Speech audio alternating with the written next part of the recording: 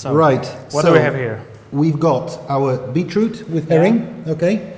That's thawing out because as I said the herring are frozen from the little ball, so that's going to thaw out. Here we've simply got soured gherkins. Now in Poland they have pickled gherkins, which are sweeter, and soured. These are not as sweet. For me they're a lot more flavoursome.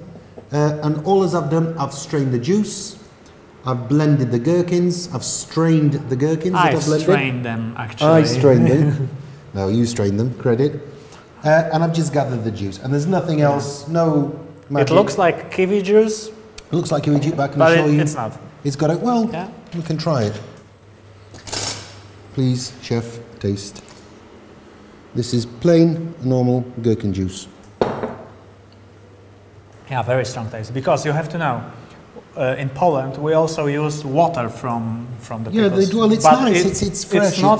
It's not like the water from it, right? Really.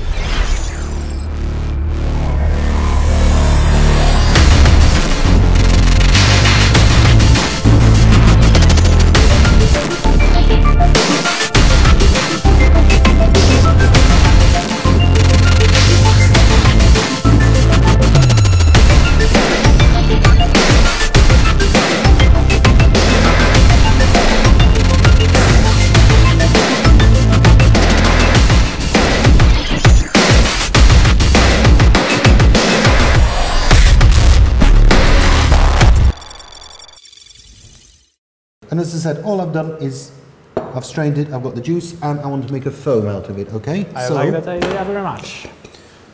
All we simply do, as roughly a ratio, if we don't have any milk or dairy product in, bearing in mind that whey protein, milk, cream, obviously will froth up more, I use a stronger mix. I use about 2% lecithin.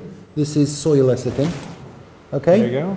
If we already have a protein-based substance in from milk or whey protein or whatever, I will use probably 1.5%, okay? If we're doing a milky or a cheese-based foam, it's always nice to know that if you put a bit of powdered milk in, about 2% of powdered milk, this will help foam up more. Now, lecithin does not dissolve very easily, okay? So we need to use a blender. Now, I've shown you before, whereas if we put it in straight away and then mix it with a blender, it might stick to the edges. So what I want to do is put the blender on. Once I've got the mixture in a whirl, okay, slowly pour in the lecithin. Okay, this will ensure that it doesn't stick to the blender edges or the edges of the pan, okay? All right, let's do that.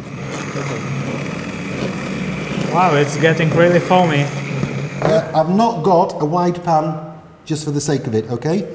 When we make foam with lecithin, with all sorts, with lemon juice or whatever, it's always better off having a wide pan, okay? Not too small, and tilting it. We don't want the mixer, another thing, the blender is always better off buying a blender with slits on the side. This brings more air into the mixture, which is what we want to do with lecithin. We want to make a foam. We tilt the pan to one side. We start off not in the deepest part, but somewhere in the middle. Okay, so it creates a big disturbance, a lot of air gets incorporated in the water, and then we get a better foam. Okay? The foam is ready. The foam is ready. Can I try? Hang on, I need to try this. Oh, he had to. Very nice. I'm the quality inspector. Sorry, I took your job. No problem. So, this is simply soured gherkin juice and a bit of lecithin, nothing else. We have a beautiful, stable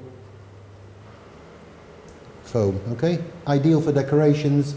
This will stand like that for about 5 minutes, so perfectly long enough to get it out of the kitchen and for the waitress to take it to the guest. I'm sorry, I'm going to have this. First of all, these little balls, I want, okay? We've taken them off the sticks, beautiful little things. I'm going to very gently cut the base off. Okay, so we can see the herring parfait at the bottom. Let me put that on, okay? Very gently, because it's soft. This can be good for me. You get a move on. Chop, chop. That is nice. So we've got the herring, we've got the balls, we've got the cucumber foam, and we're going to have a bit more fun with beetroot. Now what I've got here is an amazing product. These are natural beetroot sheets, okay? This is pure beetroot in a sheet. You certainly like your beetroot, huh? I love my, well, I'm living in Poland now. You simply take that off. You can cut various shapes out. And if I show you something quite jazzy, I've got some oil here. 200, a little bit too hot, but we could do. Ideally, we want the oil around about 190, 180, 190, okay? What we're going to do is cut. Okay? We can make cones, we can make strips, we can make spirals. Stars and stripes for stars me, and please, stripes. and the Union Jack for you. Exactly. This might work. We basically dip it in. It's got to be an in and out, okay? And we've got a couple of seconds before it sets hard to play with it. Okay, so we've had it in the hot oil. This is around about 200 degrees for literally, what, 5 seconds. Taking it out, gently brought a bit of shape to it. We can make a cone, we can make a spiral, ever. And we end up with a beautiful... Give me the second part. I want to try it. Give me! Give me! Gorgeous beetroot chips. Mega, mega, mega. Yeah, so nice. Yeah.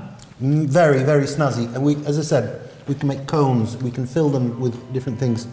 Very, very jazzy thing. So, good fun in the kitchen. Okay? And as I said, we're in Poland, so...